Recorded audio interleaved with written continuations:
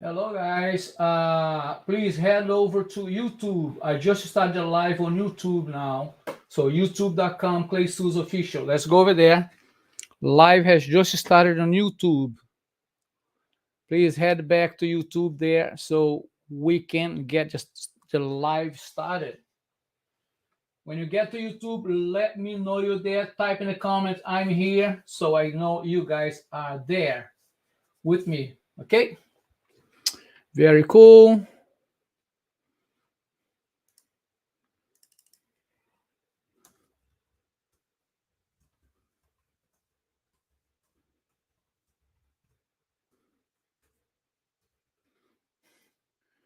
Very cool. Let's go. Let's do this. Delmar, hello, my friend. How are you? Delmar, let me know if you can hear me all right. I just started the live right now. Let me get some water. Let me get ready.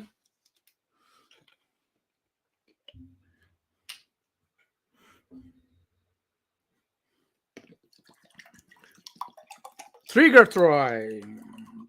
Welcome, welcome. Thanks for joining us. Can you guys let me know if you can hear me well? Can you guys hear me? Okay. So I know everybody can hear me. Good, good, good. Thanks, Delmar. Thanks, appreciate it, brother. How have you been? Been good? Trigger Troy. I don't. Marcio, how's it going, brother? Good to see you here. Good to see you. Good to see you. Tonight I'm wearing my Superman shirt because it's gonna be a super fun and try to make it quick live. So we're not here for a long time tonight. So if you are on Instagram, please, live tonight is on YouTube, youtube.com/Clay Souza Official. Hey, hey, hey, hey, hey, Jeff, how's it going? Let me ask you, Trigger Troy, are you new here? I don't remember seeing your name here in the past. If you're new, let me know where you dialing from, where you calling from. What time is it? 8:10. Wait for 4 more minutes and then we get going. Going. I hope you guys had a great weekend. I had a good weekend. We had only one wedding this weekend. It was on Saturday. Was a little bit tricky. We got like rain, not rain, rain, not rain, and exactly when we wanted to rain, so we could create our beautiful rain shots. Didn't rain. When you didn't want it to rain, it rained. Um, was a little bit of a hassle. Timeline was all jacked up, but by nobody's fault. I mean, there's a bunch of things that happened on that wedding. Second live from Florence, South Carolina. Welcome and thanks. Thank you for coming back. Appreciate you. I appreciate you. So Jeff, are you all caught up with the Shutterfest editing, or are you still editing files from Shutterfest? Because you shot a lot, brother. You shot quite a lot. You shot way more than I did.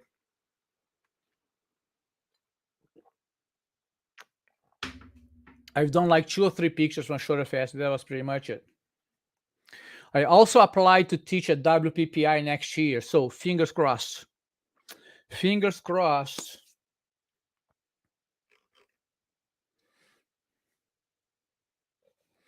So you get a crowd here from South Carolina. You have Troy, you have Delmar, we have Celester. Celester is in. I think Celeste is in Florence also. I think Celeste is also in Florence. Ooh, Jeff. Good for you, my man. Good for you. I haven't. I added like 2 or 3 pictures. That's pretty much. I'm so bad at this. There's no time, man. There's no time. I mean, yesterday I worked until 2 in the morning. Today I was like, no, working all day. Haven't. I've been up since 7 in the morning, working. I'm gonna finish this and anyway, I'm not complaining. So next, where am I gonna be next week? Oh, this weekend I'm gonna be at Duke Chapel for wedding. Yeah, wedding at Duke Chapel. Duke Chapel is always fun to. I mean, quote unquote fun is a very challenging venue because it's a very beautiful chapel, very very beautiful. If you haven't seen, it's called Duke Chapel. Google it. It's beautiful.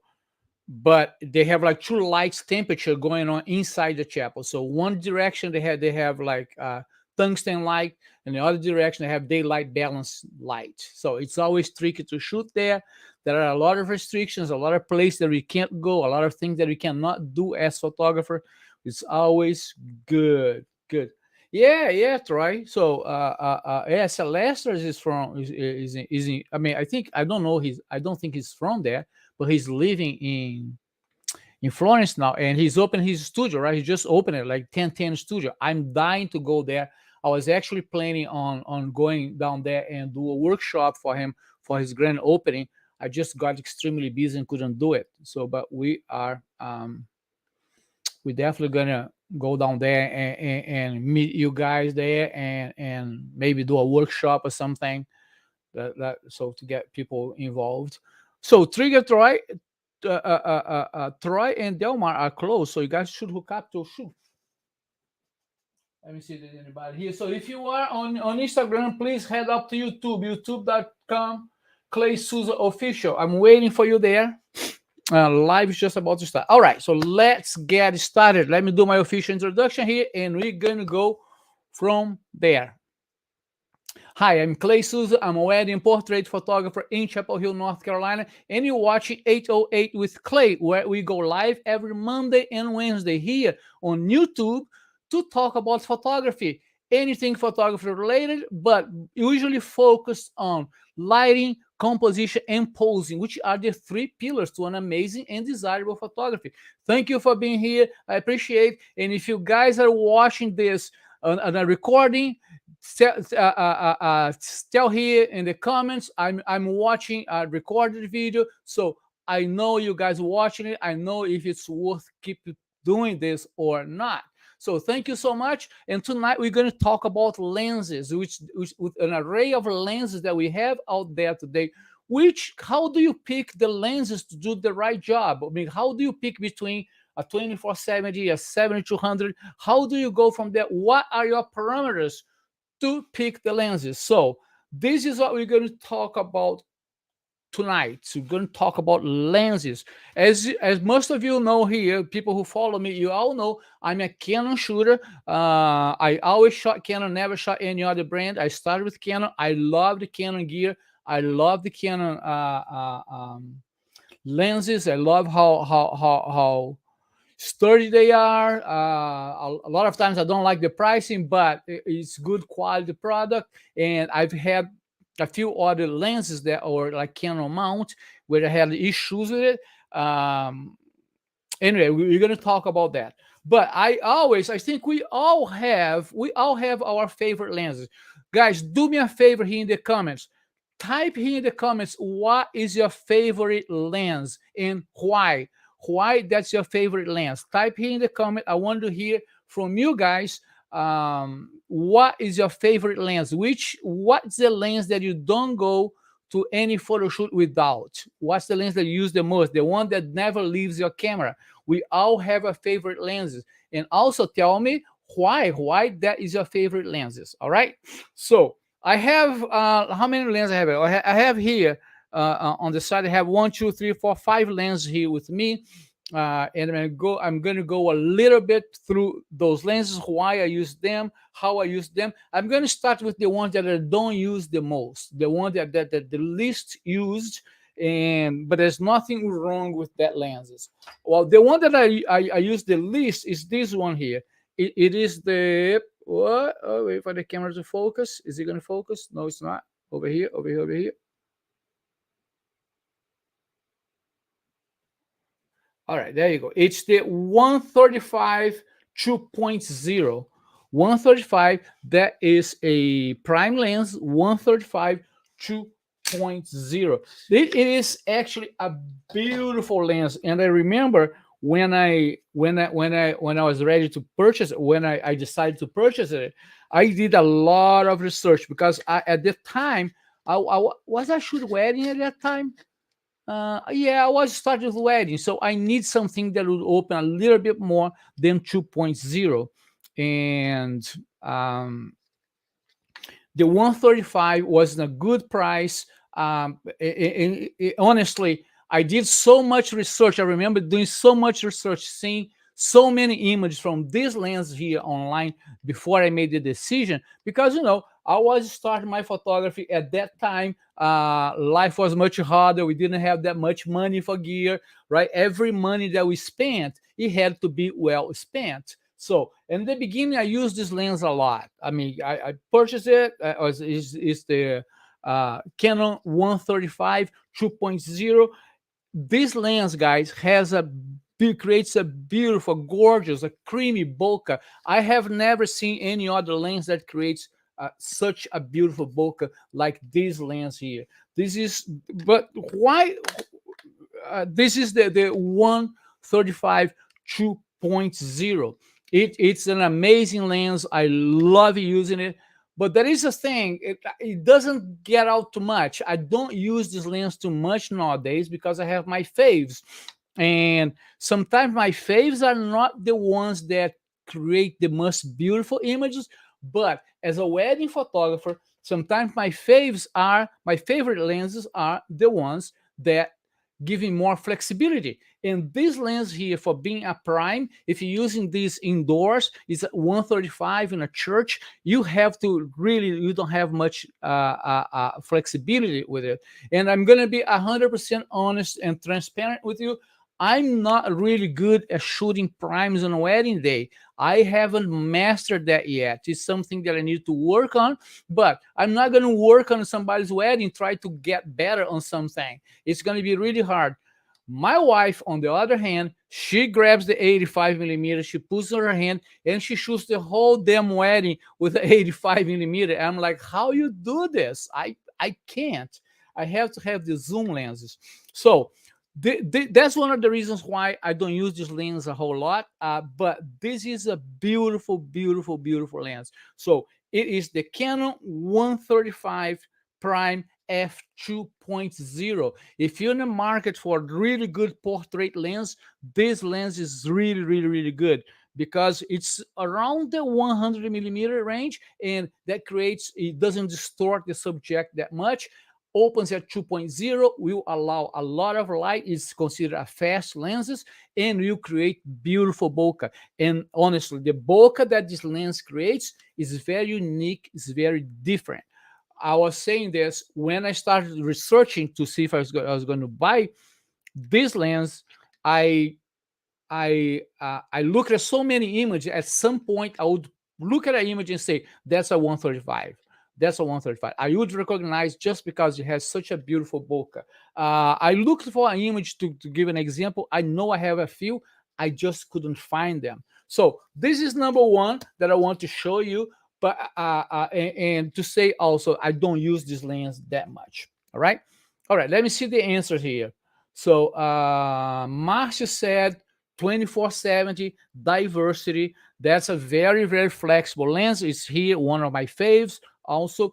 But I find that lens is very boring. You can't, I mean, I haven't really been able to create anything that I look at it and say, wow, this is gorgeous. It's very flexible, great for wedding days, but I find it to be a little bit boring.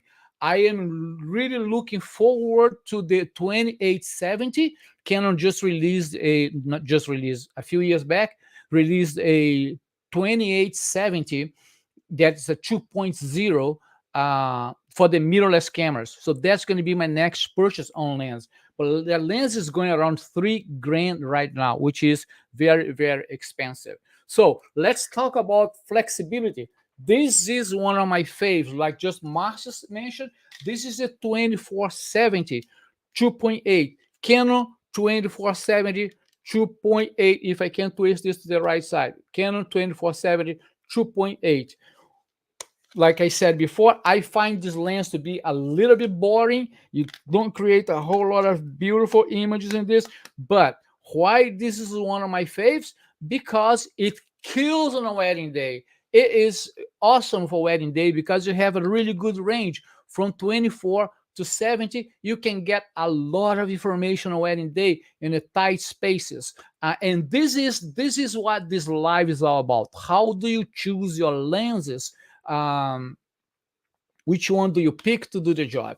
So I pick the 24-70 only when I'm tight on space. That's the only time this lens comes out of the bag. If I'm in a tight space that I need more wider angle, I'm going to use the 24-70. But as I go wider and wider, the closer I am to the 24 millimeter range on this lens, I need to be really careful with the subject, because it tends to distort the subject when it is a little bit when it's on the wider side at 24. Will distort the subject that's on the corner. So you always want to keep your subjects more centered than to the corners, because it will distort. I use this lens a lot on weddings when I'm shooting the formals and family and bride and groom portrait,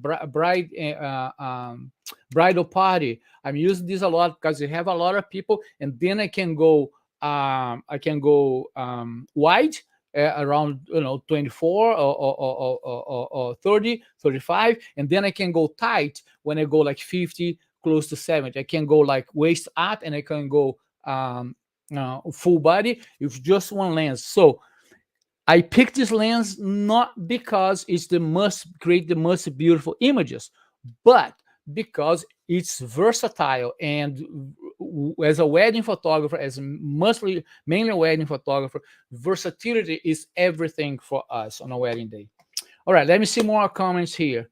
So Delmar said Tamron 7200 2.8 G2 stays on my side. That I owned that lens before. It's I actually, let me track back. I owned the Tamron 7200. I didn't own the G2 at the time. They didn't have a G2 yet.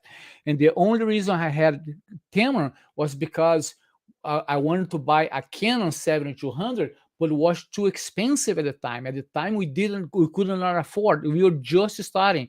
I think the 7200 was my second lens that I bought. From all of them that I have, my 7200 was the second one. At the time, I clearly remember this.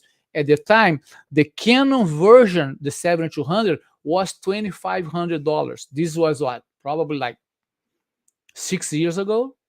Was like $2,500. I could not afford the lens. So we bought a Tamron, which was like $1,600. Actually, guys, my wife gave me as a birthday gift. Or I don't remember if it was birthday or if it was Christmas, but she bought it for me as a 7200 Tamron, which was just fine. I used that lens a lot until it started giving me a little bit of trouble. We're going to talk about that in a few minutes. But it is a really good lens, and I think the G2 is the top of the line, is even better.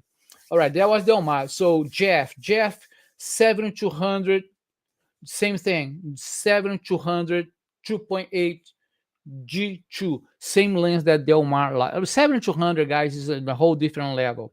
Troy, 2875 Sony.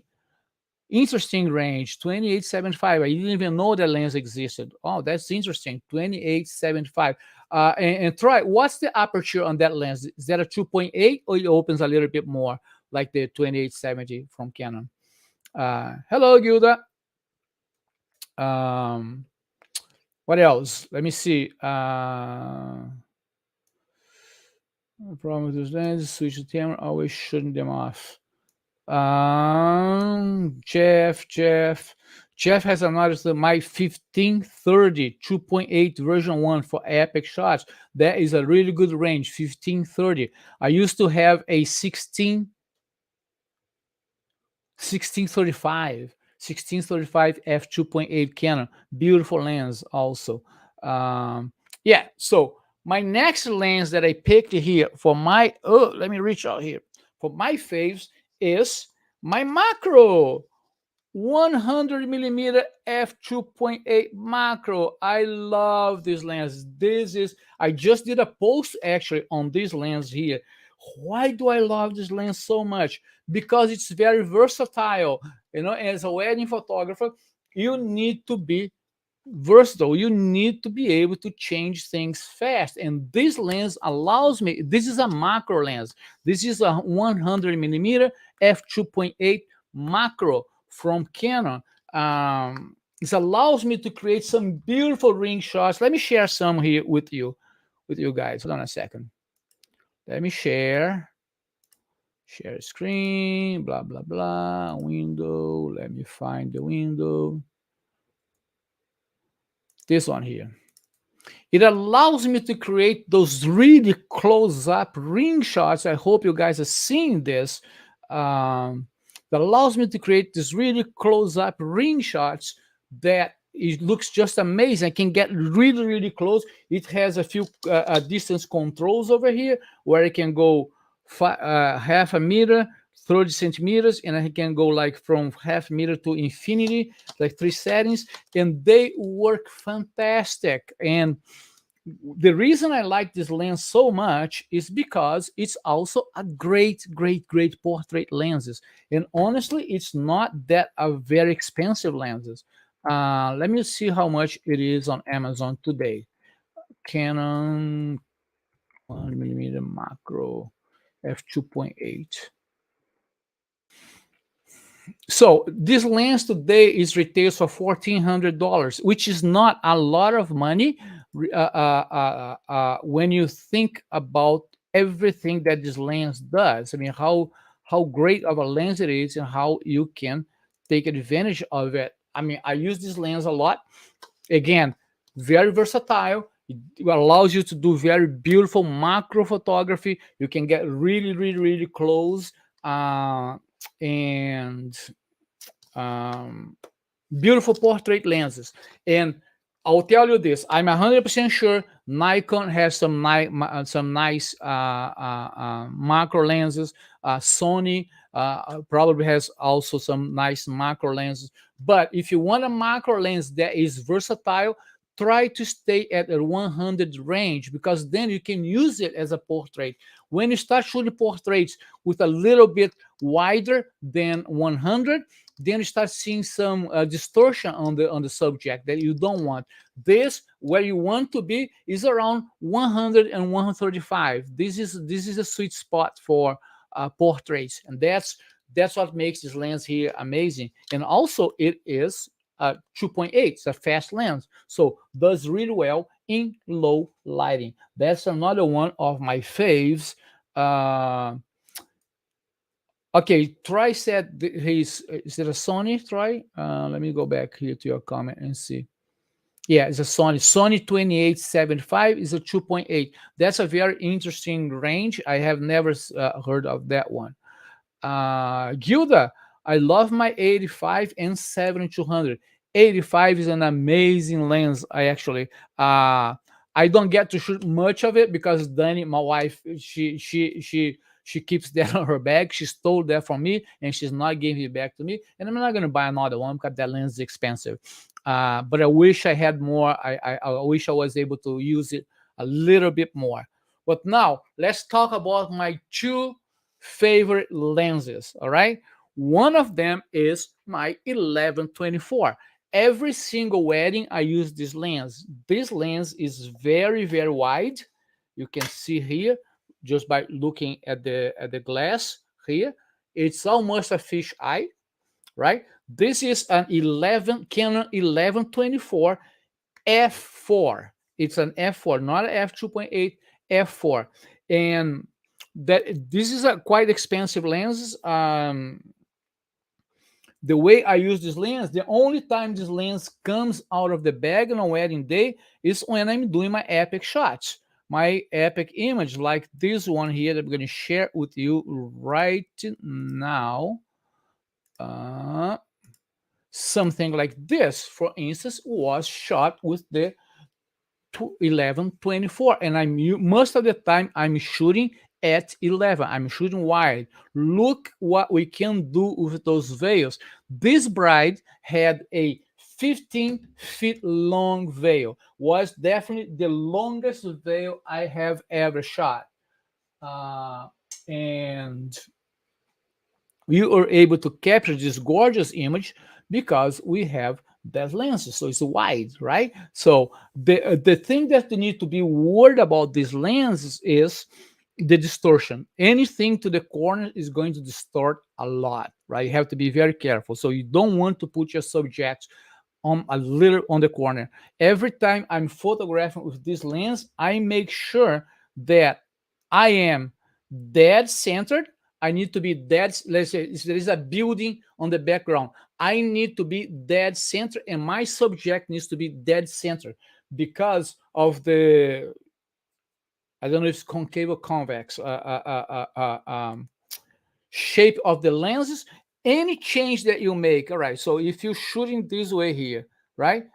Any shift that you make a little bit here or a little bit there or up and down like this, and like I'm dead serious, a little bit like this will create a crazy distortion. It's going to be really hard for you to fix in Photoshop.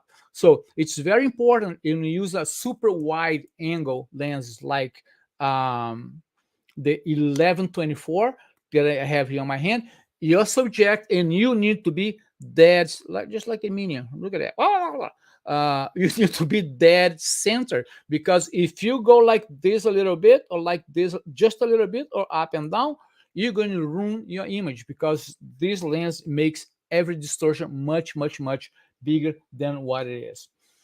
I call this lens my money making, because this is the lens that we use to create the big wall art that we sell to our clients. We are expected, we are known on our area for doing those type of images, the big environmental portraits that we create, that we all have seen.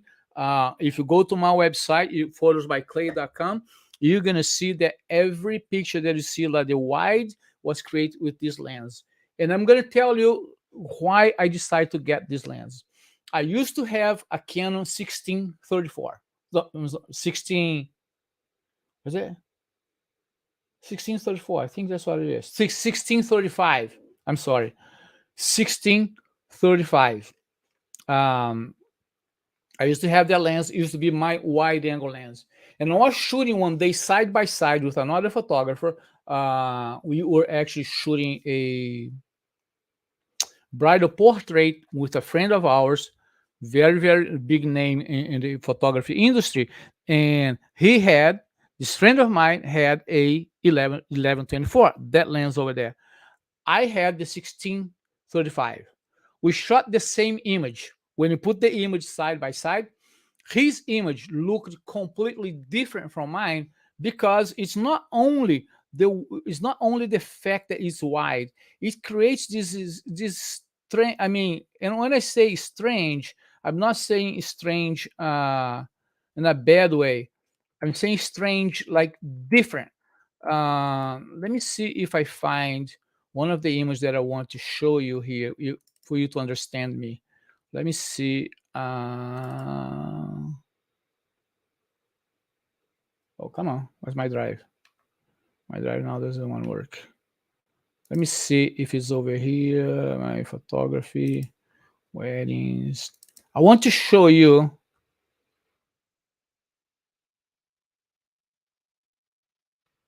Oh, I want to show you one image that I created in a wedding with that lenses. Nope, not there. No, it's not here on the drive. I thought it was on this drive here, but it's not. Damn. It creates this interesting distortion on ceilings and stuff, that creates these lines that the leading lines get really accentuated. It's a way more than just being wide. It creates this really cool effect, like in the sky, and when you have leading lines, that is very unique. So creates beautiful image, expensive lenses also. But if you're working, if you're doing the right thing in your photography, you make enough money to justify those expensive purchases, because this lens, every time it comes out of my bag, it needs to make me money. It needs to create at least 3 or 4 or 5 big wall art that my clients are going to buy, at least 1 or 2. So this is how we got noted in the market. This is how we differentiate ourselves from most photographers in our area, because I'm able to create those wide, big images because I have the equipment and I have the knowledge how to do it. Okay. So Gilda said, I have a Nikon Macro 105. Yeah, 105 is a really good range for portrait. That's a very, very versatile lens. And I keep reinforcing this, Gilda, because don't use that lens just for macro. It's an amazing portrait lens also. Okay. Gabriel, rocking on 14 millimeter for epic shots. Exactly. 14 millimeter is really, really cool. But it's quite amazing when you see how much wider you go from 16 to 14 and 14 to 11 is just ridiculous. I mean, when I bought this lens, I still had my 1635, and I would take an image with the 1635 and change it, take an image of that lens. It's just like a whole different ball game. It is quite it's quite amazing. So which one, Jeff? The Duke Chapel we did together outside. Yeah. Jeff knows more about my image than I do. Let me see if I find that image, because that's a very unique image.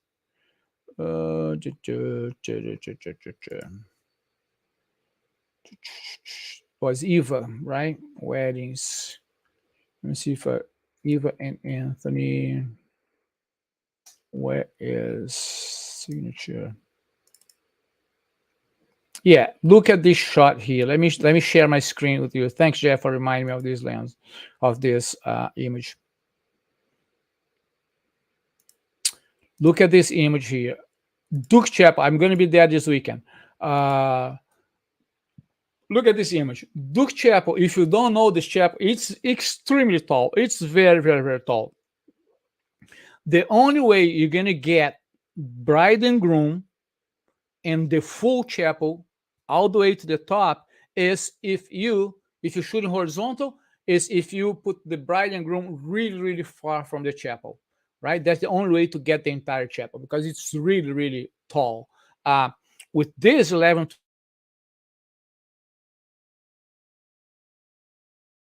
and 4 shooting, I was able to shoot bride and groom right there at the steps of the chapel and still get the full chapel with room for the sun.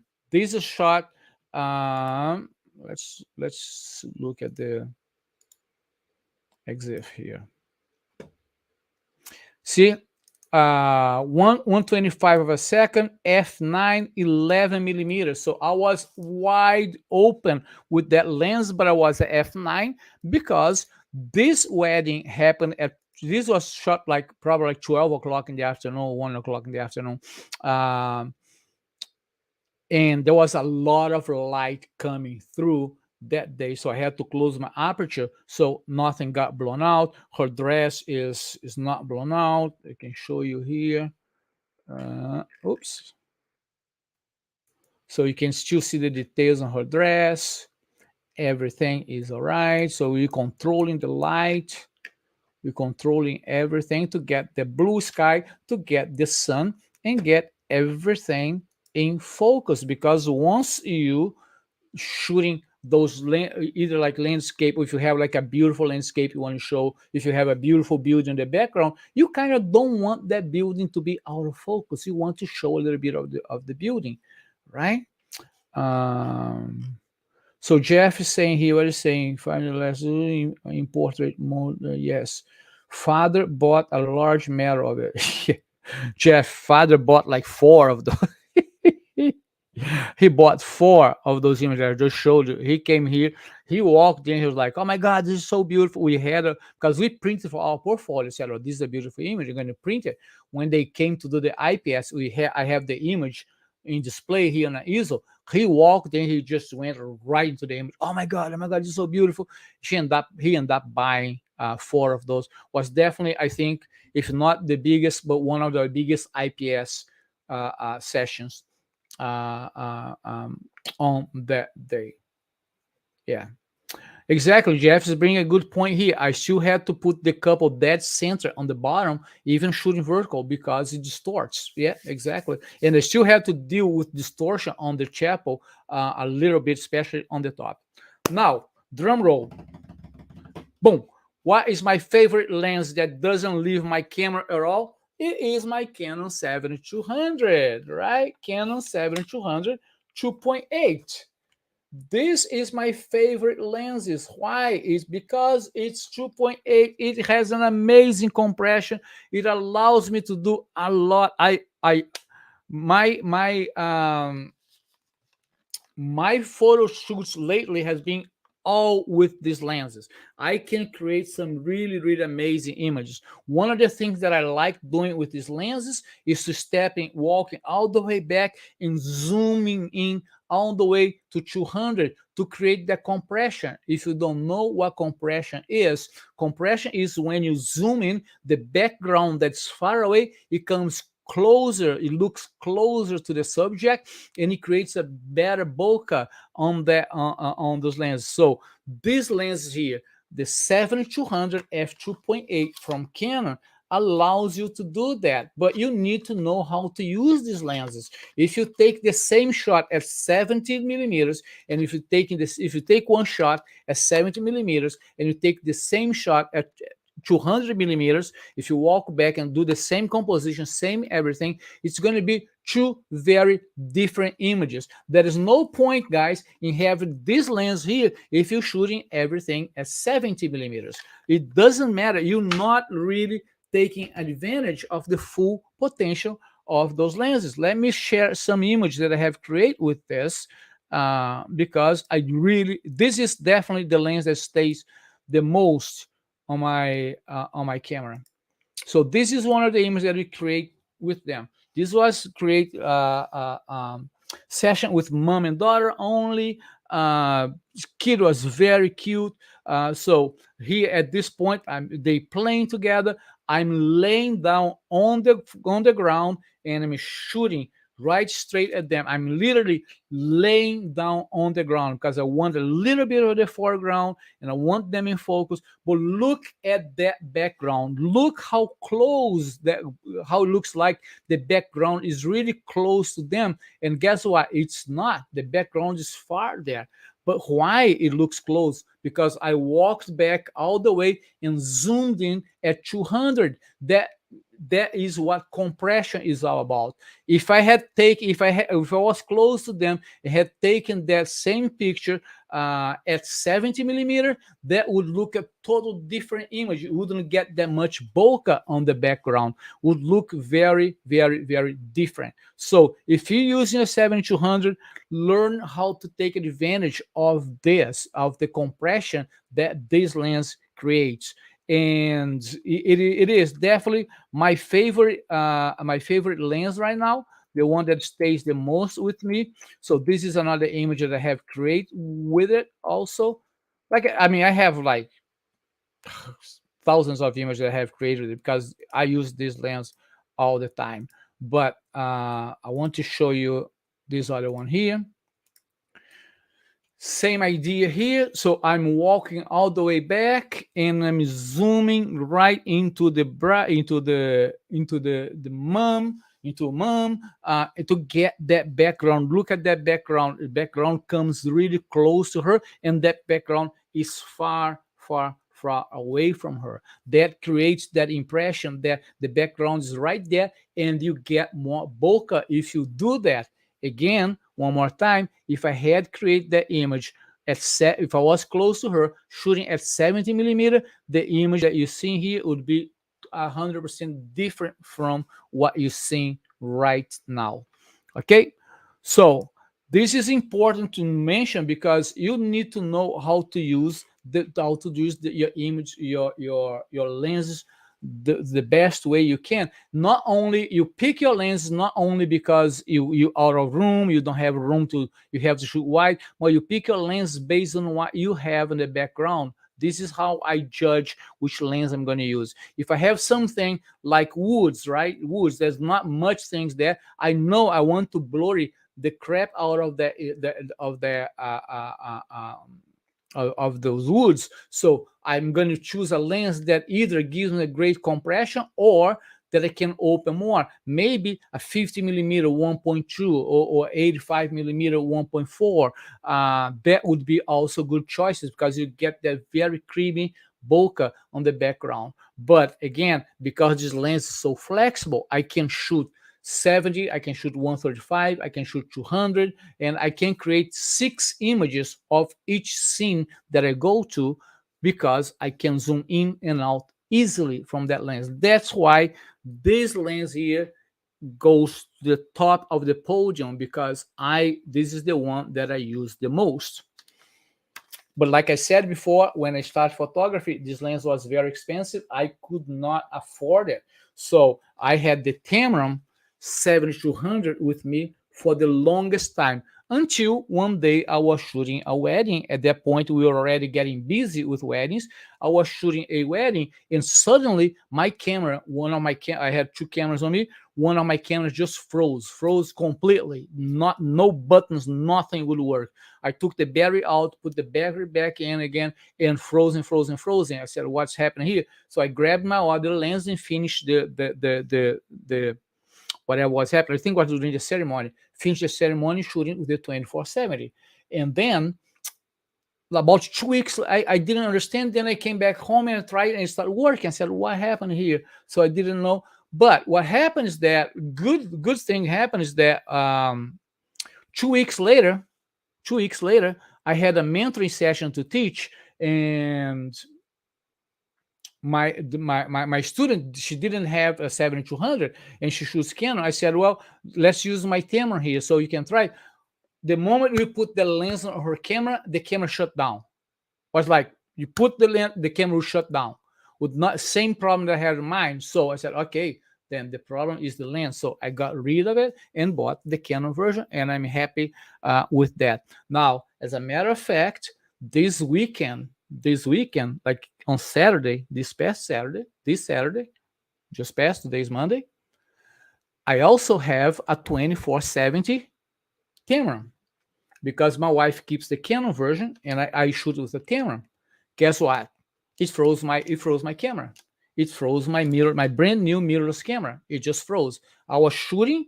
I was doing what was it? I was doing family formals and bridal party. I was shooting and suddenly I'm pushing the button, nothing happens. I take the lens off, put it back in again, when it starts working, and boom, it stops again. I said, "Whoa, what?"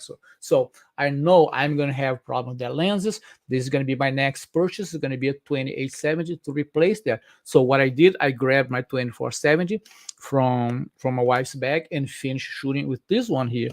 But I know that the Tamron is creating some issues with the Canon cameras. I don't know why. I'm not even going to investigate, because I need to replace those lenses anyway. So it's time. All right, guys, this is all I have for tonight. We're already way over time. I wanted to go half an hour, but seems to be impossible to me. Let me know if you guys have any questions here, and I can answer them.